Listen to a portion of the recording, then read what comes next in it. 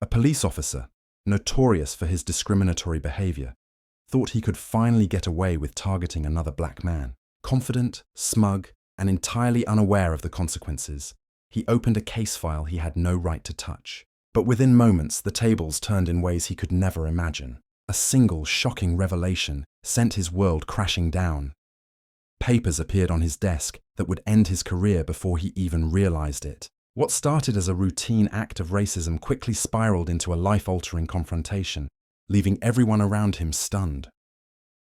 Officer Daniel Hayes had been on the force for over a decade, yet his reputation was far from honorable. Colleagues whispered about his frequent racial profiling, his cold treatment of black civilians, and the complaints that mysteriously never reached internal affairs. To him, the rules seemed optional. To the men and women he targeted, he was a nightmare in uniform, an embodiment of a system that promised protection but delivered prejudice. Before we continue this story, go ahead and subscribe to our channel and like this video so we can bring you even more amazing stories like this one. Marcus Thompson, a soft-spoken, law-abiding man, had always lived quietly in his neighborhood. Working as a school janitor, he kept to himself, avoided confrontation, and trusted the system, naively believing it would protect him if danger ever arose. He never expected to become the target of Officer Hayes's vindictive scrutiny. It all began one humid afternoon when Officer Hayes noticed Marcus walking home from work. Something in Marcus's calm demeanor and professional attire seemed to irk Hayes. With his typical arrogance, Hayes pulled out a file on Marcus from the station's database, a file he had no authorization to access. He smirked, certain he would find something, anything, to justify harassment. But Marcus was clean, impeccably so. No criminal history, no prior incidents, nothing. Hayes's frustration grew, and he decided to escalate, hoping that fear and intimidation would force Marcus into a misstep. Little did he know that every step Hayes took was being monitored by the department's new digital oversight system, a recently implemented safeguard that tracked unauthorized access. The officer's miscalculation would set off a chain reaction that neither he nor Marcus could foresee. Hayes thought he could handle it quietly. He drafted reports, planted suggestions of misconduct, and prepared to call him back up to interview Marcus under a pretext. He imagined the satisfaction of seeing Marcus squirm under suspicion, but the oversight system silently recorded every action, every keystroke, every improper access. Meanwhile, Marcus sensed something was off. The local community had long warned him about Officer Hayes, but he had never experienced direct harassment until now.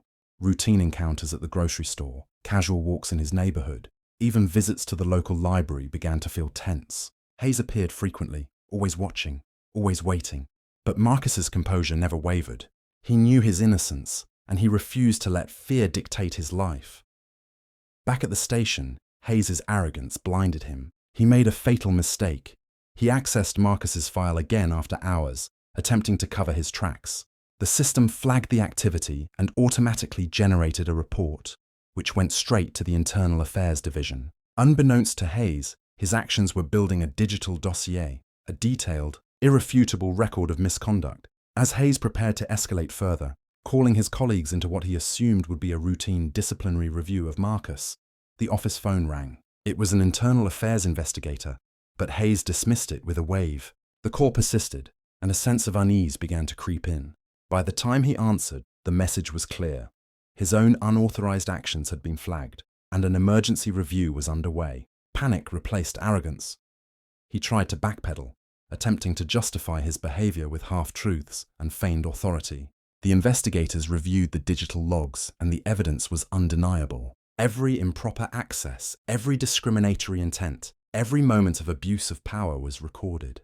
Hayes' colleagues, who had long suspected his misconduct, watched as the truth emerged, not through rumors, not through testimony, but through concrete, undeniable proof. Marcus remained unaware of the full extent of what was happening. From his apartment, he noticed a subtle shift. The officer's visits stopped, replaced by whispered conversations and hurried glances among the police officers he had known for years. The tension in the neighborhood, which had seemed personal, was now systemic. Something was about to change, and Hayes would pay the price for underestimating both Marcus and the system. Climax. 9. The internal affairs investigators arrived at the station early the next morning. Hayes, unaware of the storm heading his way, was going through routine paperwork, still convinced he would manipulate the situation in his favor. The investigators entered, their expressions unreadable, their movements deliberate. They presented the evidence in a methodical, unflinching manner: screenshots, access logs, and time-stamped records of every unauthorized file opening, every attempt to plant suspicion against Marcus Thompson. Hayes's confidence crumbled with every slide of the digital evidence. Sweat dripped from his brow, and his words faltered. There was no denying it. He had crossed every line in the book, abusing his authority and targeting an innocent man based solely on the color of his skin. Then came the most devastating moment. A formal notice of termination was placed in front of him. His badge, his uniform, and his career, all stripped away in an instant. Hayes, once a figure of intimidation and fear, sat frozen, staring at the papers that documented his downfall. There was no negotiation, no plea, no manipulation that could reverse the damage.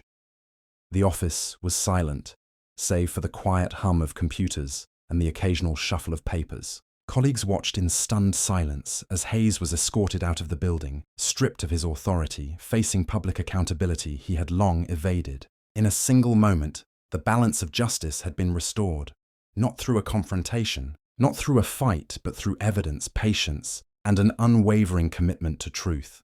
Outside, Marcus continued his day, unaware of the dramatic climax unfolding within the station walls. Yet the ripple effect of Hayes's reckoning would soon reach him, altering the neighborhood's atmosphere and reaffirming the power of integrity in the face of prejudice. In the days following Hayes's termination, the community began to heal from the fear and tension that had lingered for years.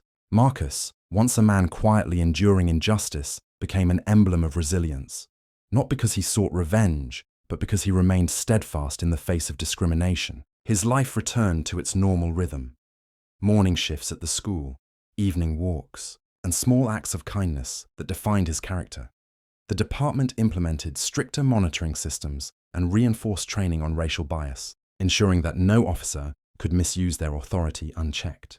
Hayes's downfall served as a cautionary tale, a stark reminder that actions driven by prejudice have consequences, often far beyond what the perpetrator anticipates. Community members spoke quietly about the significance of Marcus's experience. It was not only a personal victory, but a symbolic one. It showed that accountability could triumph over fear, that systemic safeguards, when properly enforced, could protect the innocent, and that resilience mattered more than intimidation. Marcus himself never sought recognition. He didn't want headlines or applause. He wanted justice to prevail quietly and unequivocally. Yet the story of his ordeal spread, becoming a reference point for discussions on racial profiling, abuse of power, and the importance of ethical conduct in law enforcement. For Hayes, the lesson was harsh but clear. Authority without integrity is a liability, and discrimination carries consequences that no badge or uniform can shield. His career ended in disgrace, a powerful statement to those who might think prejudice is ever without cost. The story leaves viewers with a lingering question. In a world where abuse of power often goes unchecked, how far are we willing to go to ensure justice is truly blind? It is a reminder that vigilance, courage, and adherence to principle can turn even the darkest attempts at injustice into a triumph for integrity and humanity.